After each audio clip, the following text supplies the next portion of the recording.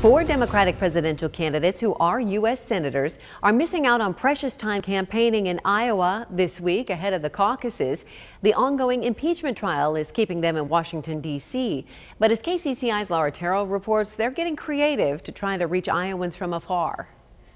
We look forward to seeing you on caucus night. It's a busy Wednesday night at the Amy Klobuchar campaign headquarters in downtown Des Moines. Likely caucus goers in your area. As volunteers and staff make nonstop phone calls, Senator Klobuchar is more than 1,000 miles away in Washington for the impeachment hearing. This is an inconvenient time, of course, for senators running for president who would rather be in Iowa. We asked her campaign if they're worried caucus goers aren't seeing her face to face 12 days out. Not at all. I think we've shown that we've got a tremendous amount of momentum here. Okay, awesome. Over at the Bernie Sanders Des Moines office is the same energetic sprint to the finish line.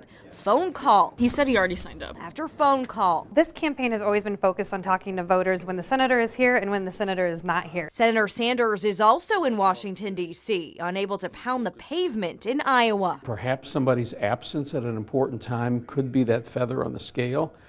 But at the same time, there are plenty of surrogates. Surrogates like Julian Castro, who was in the western part of the state Wednesday campaigning for Senator Elizabeth Warren. Congresswoman Alexandria Ocasio-Cortez is also knocking on doors here for Bernie Sanders. Having her here out on the stump, it just shows another face of this movement. So while presidential candidates who are not sitting senators have the advantage in Iowa this week, experts say Senator Klobuchar, Sanders, Warren, and Michael Bennet can tout the importance of their constitutional duty in Washington. They can spin that in a way that makes it okay for them not to be here. And Goldford says not being in Iowa would hurt these presidential candidates a lot more 6 months ago when they weren't as well known. But he says everybody is reasonably well known in Iowa now, so it's not as big of a deal not to be here. Laura, thank you.